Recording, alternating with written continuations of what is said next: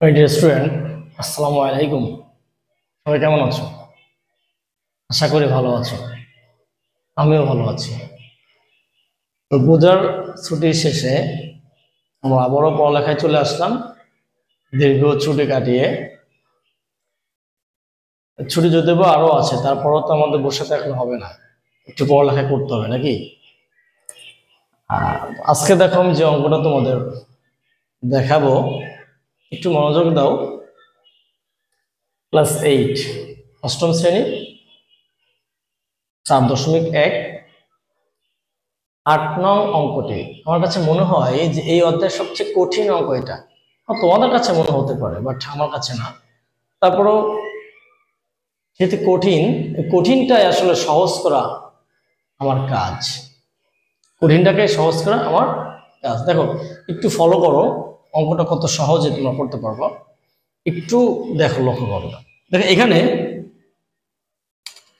এটা হচ্ছে দেওয়া আছে, আমরা অঙ্কটা সমাধান করার সময় একটু লিখবো। দেওয়া আছে a minus 1/a equal m।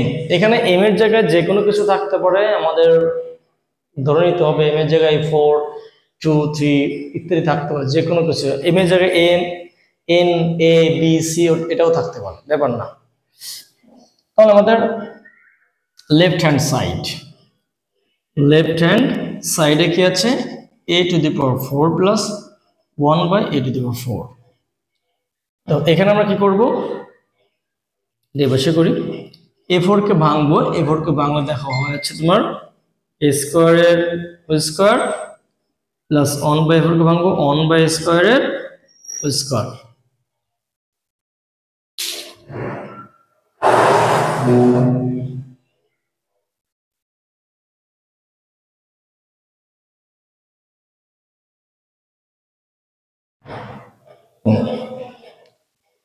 a square whole square plus 1/a স্কয়ারের হোল স্কয়ার। এবার দেখো এখানে দেখো, মনে মনে তুমি এই ব্র্যাকেটে যেটা আছে এখানে a স্কয়ার সহ এটাকে a ধরো, আর এটাকে 1/a স্কয়ারকে b ধরো। তাহলে কি হলো? এখানে a স্কয়ার প্লাস b স্কয়ারে একটা সূত্র পড়ে। তো এখানে সূত্র a square plus b square, দুইটা সূত্র। কি কি? a স্কয়ার প্লাস b স্কয়ারে দুইটা সূত্র, একটা হচ্ছে a plus b whole square minus 2ab, আর একটা হচ্ছে a minus b whole square plus 2ab। তো আমরা এখন কোন সূত্রটা প্রয়োগ করব? একটু বিদঘুটে মনে হচ্ছে না যে আমরা কোন সূত্রটা প্রয়োগ করব? হ্যাঁ, বিদঘুটে মনে হতে পারে। সূত্র দুইটা, ভেরি সিম্পল। অনেকে তোমরা মনে করতে পারো যেহেতু এখানে মাইনাস আছে মান, তাহলে আমরা মাইনাসের সূত্র ব্যবহার করব, কিন্তু ভুল হবে। কারণ এখানে দেখো, যদি এর পরে কোনো স্কয়ার না থাকতো আর এখানে 1/a স্কয়ার না থাকতো, তাহলে এই জায়গাটায় আমরা মাইনাসের সূত্রটা প্রয়োগ করতাম।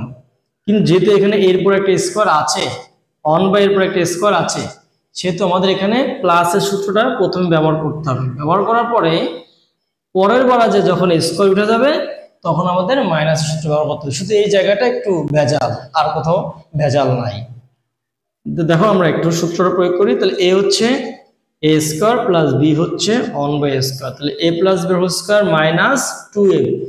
2a মান হচ্ছে a স্কয়ার আর b মান হচ্ছে 1/a স্কয়ার। ব্যাস। এবার দেখো আমার এই যে দেখো, এখন এটাকে a ধরো, অর্থাৎ আমাদের এটাকে এইভাবে একটু লিখি। দেখো এখানে আমি জাস্ট এই যে a square plus 1/a square, এটা কিন্তু এই ফরম্যাটে লিখি। তাহলে কি হয়? এটাকে a মানে শুধু a আর b মানে শুধু 1/a।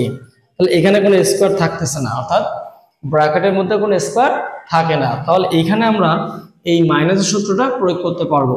তাহলে এখানে সূত্র হচ্ছে a মাইনাস b, মানে a স্কয়ারটা সূত্রের মানে a স্কয়ার প্লাস b স্কয়ারের সূত্র করতেছে। আবার a স্কয়ার প্লাস b স্কয়ারের সূত্র হচ্ছে a minus b square plus 2b। এইবার ব্যবহার করব আমরা মাইনাসের সূত্রটা কেন ব্যবহার করব স্টুডেন্ট? কারণ হচ্ছে আমাদের এই a মাইনাস 1/a, অর্থাৎ মাইনাসের মানটা দেওয়া আছে, এই জন্য মাইনাসের সূত্র ব্যবহার করব। ঠিক আছে? আচ্ছা, যদি এখানে প্লাসের মান দেওয়া থাকতো তাহলে এখানে আমরা প্লাসের সূত্র ব্যবহার করতাম। যেহেতু এখানে মাইনাসের মান দেওয়া আছে, মাইনাসের সূত্র ব্যবহার করবো, তাহলে a minus b whole square plus 2ab, 2a মানে হচ্ছে এইটা আর b মানে হচ্ছে তোমার 1/a। এখন দেখো এখানে একটু ভেজাল হয়, একটু ভুল হয়, একটু বিদঘুটে মনে হয়, কারণ এই স্কয়ার স্কয়ার অনেক ঝামেলা। দেখো এখানে লক্ষ্য করো, এই কাজটুকু আমরা কিসের বদলে করলাম, এই ব্র্যাকেটের বদলে এই কাজটুকু করলাম। তাহলে ব্র্যাকেটের কাহিনী শেষ, কিন্তু ব্র্যাকেটের পরে এখানে একটা স্কয়ার আছে না, তাহলে এই স্কয়ারটা দিতে হবে, দিতে গেলে এখানে একটা সেকেন্ড ব্র্যাকেট লাগবে। ঠিক আছে, সেকেন্ড ব্র্যাকেট দিয়ে দিলাম। এবার এই মাইনাস মাইনাস এই এ স্কয়ার কেটে গেল, যেহেতু গুণের সম্পর্ক। এখানে আমাদের তাহলে উপরে থাকলো, এখানে থাকলো -2। এখন এই কেটে যাবে, থাকবে হচ্ছে এখানে a মাইনাস 1 এর মান কত, m, তাহলে m দিয়ে দাও। এটা স্কয়ার আছে, তাহলে a স্কয়ার প্লাস 2, দেখো এই যে একটা সেকেন্ড ব্র্যাকেট, এটা দিতে হবে, দিয়ে হোল স্কয়ার -2। এখন দেখো এটাকে এখন তুমি মনে মনে, এখানে a স্কয়ার না, এটা মনে মনে a ধরো, এটাকে b ধরো। তার মানে হচ্ছে তোমার এখানে দেখো সূত্রটা পড়তেছে a, এটা এখানে স্কয়ার থাকুক সমস্যা নেই, স্কয়ার কিউব 4 5 6 যাই থাকুক সমস্যা নেই। এখানে যেহেতু এটা m স্কয়ারটাকে আমরা a ধরছি আর 2টাকে আমরা b ধরছি, তাহলে a প্লাস b এর whole square, a plus b এর হোল স্কয়ার আমাদের বর্গ নির্ণয়ের সূত্র বসাতে হবে। সূত্রটা কি হবে? আচ্ছা, কেন বর্গ নির্ণয়ের সূত্র বসাবো? কারণ দেখো এখানে আমাদের এই যে বর্গ নির্ণয়ের সূত্র আকারে এখানে উত্তরটা আছে।